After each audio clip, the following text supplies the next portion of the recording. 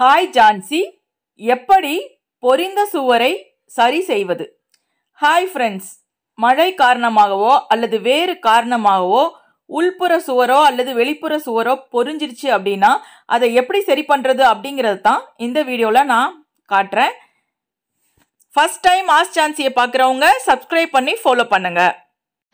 இது எங்கள் வீட்டோடைய எக்ஸ்டீரியர் வால் எப்படி பொரிஞ்சிருக்குதுன்னு பாருங்கள். இதை தான் இப்போ நாங்கள் சரி பண்ண போகிறோம். மற்ற எல்லா இடத்துலையும் பெயிண்டிங் பக்காவாக இருக்குது, ஆனால் அந்த இடத்துல மட்டும் பொரிஞ்சிருக்கு. காரணம் என்னென்னா, நாங்கள் ஒரு ஓவர் ஹெட் டேங்க் வச்சு அதில் ஒரு வகையான கெமிக்கலை ஸ்டோர் பண்ணோம்.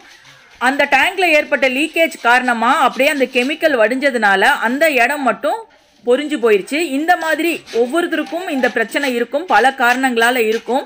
முக்கியமான காரணம் என்ன அப்படின்னு கேட்டிங்கன்னா, மழையால் பொரியறது தான். ஸோ இந்த மாதிரி பொரிஞ்சுது அப்படின்னா நாமளே இதை சரி பண்ணிக்கலாம். அடுத்த தடவை ஒயிட் வாஷ் பண்ணும்போது எந்த ஒரு அடையாளமும் தெரியாத மாதிரி பண்ணிக்க முடியும். ஸோ அது எப்படி அப்படிங்கிறத நான் இப்போ உங்களுக்கு டீட்டெயிலாக சொல்கிறேன். பொதுவாக பெயிண்டர் தான் இந்த வேலையை பண்ணுவாங்க. ஸோ பெயிண்டர் பண்ணும்போது அவங்க கிட்ட கேட்டு தான் நிறைய பேருக்கு யூஸ்ஃபுல்லாக இருக்குமே அப்படிங்கிறக்காக இந்த வீடியோவை நான் ரெக்கார்ட் பண்ணுறேன். இந்த மாதிரி பொரிஞ்சிருச்சு அப்படின்னா அந்த பொரிஞ்ச இடத்த ஃபஸ்ட்டு நீங்கள் உப்பு காகிதம் அல்லது பட்டி தகடு மாதிரி வச்சு நல்லா சுரண்டி விட்டுக்குங்க. கொஞ்ச நஞ்சா இருக்கிற அந்த பொரிஞ்ச பிசிறுகள் எல்லாமே நமக்கு வெளியே வந்துடணும். அந்த மாதிரி தேய்ச்சி விட்டுட்டீங்க அப்படின்னா வெள்ளை கலரில் அந்த இடத்துல மட்டும் நமக்கு பெயிண்ட் இல்லாமல் இருக்கும், மற்ற இடத்துல எல்லாம் பெயிண்ட் இருக்கும்.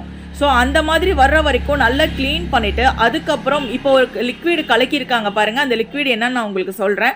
ஃபஸ்ட்டு அந்த லிக்விட் எடுத்து அந்த பொரிஞ்ச இடத்துல மட்டும் நீங்கள் அப்படியே போட்டீங்கன்னா அப்படியே அந்த இடத்துல மட்டும் கம் மாதிரி, இந்த லிக்விட் ஒரு வகையான கம்முன்னு கூட சொல்லலாம், கம் மாதிரி அப்படியே போய் அப்பிக்கும். ஸோ இது அடிக்கும்போது எந்த கலருமே தெரியாது. இது கிட்டத்தட்ட ஒரு டிரான்ஸ்பரண்ட் லிக்விட் மாதிரி தான் இருக்கும். ஸோ அப்படி கம் மாதிரி பிடிச்சதுக்கு அப்புறமா காய வச்சுட்டு அதுக்கு மேலே வழக்கம் போல் நம்ம பட்டி அடித்து வழக்கம் போல் பெயிண்டிங் பண்ணிக்கலாம். இப்போ அது எந்த லிக்விட், எப்படி அதை யூஸ் பண்ணணும், என்ன விலை வரும் எல்லாமே உங்களுக்கு எக்ஸ்பிளைன் பண்ணிவிட்டு பெயிண்டிங்க்கு அப்புறம் எங்கள் வீடு எப்படி இருக்குது அப்படிங்கிறதையும் இந்த வீடியோவில் நான் காட்டுறேன்.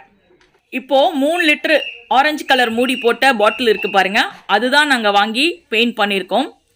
பெயிண்ட் பண்ணி இப்போ கிட்டத்தட்ட 2 மாதத்துக்கு மேலே இருக்கும். நல்லா இருக்குது, எந்த ஒரு டிஃப்ரென்ஸுமே தெரியலைங்க.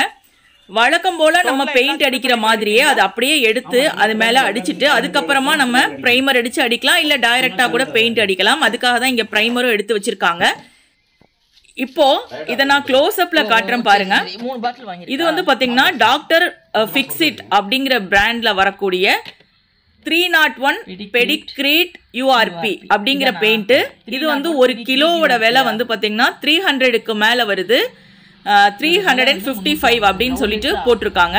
இப்போ எங்களுக்கு உள்ள சர்ஃபேஸுக்கு எங்களுக்கு 3 லிட்டர் நாங்கள் வாங்கியிருக்கோம், கொஞ்சம் பெரிய சர்ஃபேஸ் அப்படிங்கிறதுனால. இப்போ பாருங்க, அதை அடிச்சது பாருங்க எப்படி தெரியுதுன்னு. ஆல்ரெடி அந்த கம் மாதிரியான பெயிண்ட்டை அடிச்சு காஞ்சிருச்சு. அதுக்கு மேலே தான் இப்போ ஓவர் கோட் பண்ணிட்டு இருக்காங்க. அது பிரைமர் அடிச்சிட்டு இருக்காங்க. ஏன்னா கலர் சேஞ்ச் பண்றதுனால பிரைமர் அடிச்சு தான் அடிக்கணும். ஒருவேளை கலர் சேஞ்ச் பண்ணல, அதே கலரே கோட்டிங் பண்றீங்க அப்படின்னா உங்களுக்கு பிரைமர் தேவையில்லை.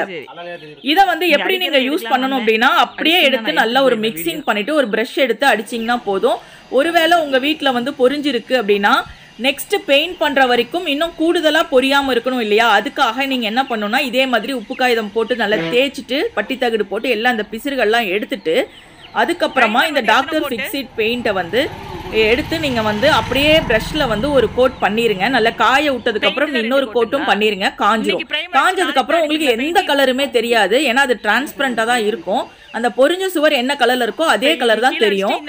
ஆனா இது மேல் கொண்டு பொரியாம தடுத்துரும். ஸோ அதுக்கு முன்னால எதனால பொரிஞ்சுது அப்படின்னு நீங்க பார்க்கணும்.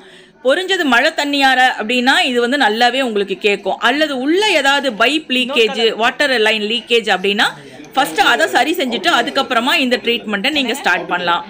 கண்டிப்பாக இது எஃபெக்டிவாக இருக்குங்க. அதுக்கப்புறம் உங்களுக்கு பொரியவே பொரியாது. இப்போ பாருங்கள், ஃபர்ஸ்ட் நாங்கள் ஒரு கோட் ப்ரைமர் அடிச்சிட்டோம். அதுக்கப்புறமா மேலே பெயிண்டிங் பண்ணாங்க. பெயிண்டிங் பண்ணதுக்கப்புறம் எங்கள் வீட்டோடைய தோற்றம் இந்த மாதிரி இருக்குது. நான் கலர் சேஞ்ச் பண்ணணுன்னு இந்த கலரை நான் செலக்ட் பண்ணியிருக்கேன். எப்படி இருக்குன்னு சொல்லுங்கள்.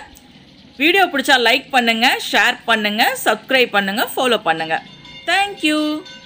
அடுப்பு துடைக்க, ஃப்ரிட்ஜ் துடைக்க, கதவு துடைக்க, ஜன்னலை துடைக்க இனி கஷ்டப்படவே வேண்டாம். சும்மா ஸ்ப்ரே பண்ணுங்க, சுத்தமாக்குங்க. ஆஸ்க் ஜான்சி மல்டி கிளீனர் இப்பொழுது எல்லா கடைகளிலும் மற்றும் ஆன்லைனிலும் கிடைக்கிறது.